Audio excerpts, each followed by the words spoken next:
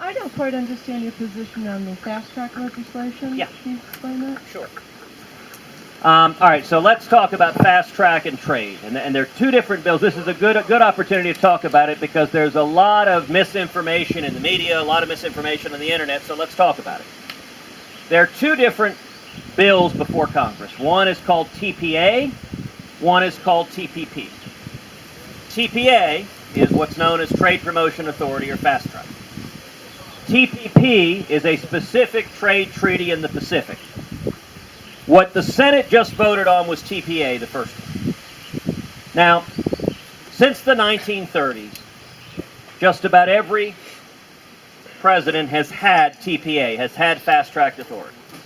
What fast-track authority does is it allows the president to negotiate a trade deal, submit it to Congress, and have it voted on up or down without being amended on the back end. And what history has shown us is that without TPA, presidents are unable to negotiate free trade agreements because foreign countries don't trust. If you negotiate a deal, reach a deal, and then on the back end a bunch of amendments get added, history has shown that other countries won't negotiate those deals. What the Senate just voted on was TPA. I voted in favor of Trade Promotion Authority. And the reason is simple. I support free trade.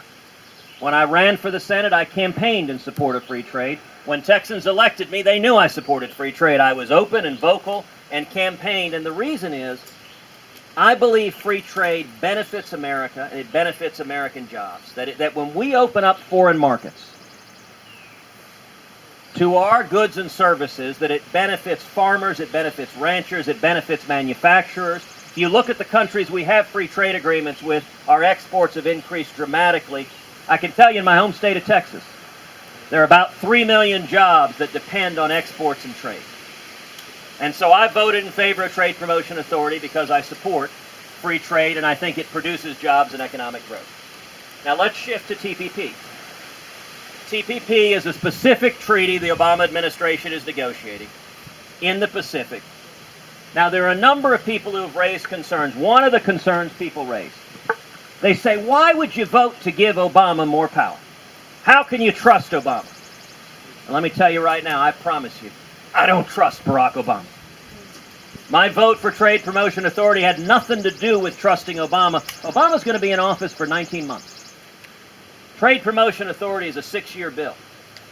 The next president, I hope, is a Republican. In fact, I hope it's me.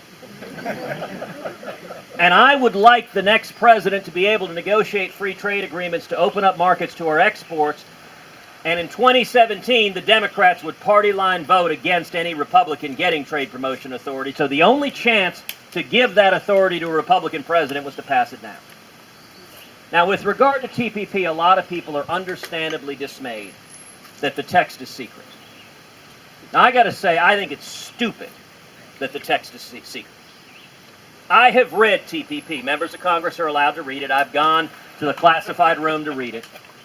It's 600-700 pages. I will say, having read it, now I won't represent to you that I've studied every sentence of every paragraph of all 600-700 pages, but I've read it, and it reads like a fairly straightforward trade agreement. Now, because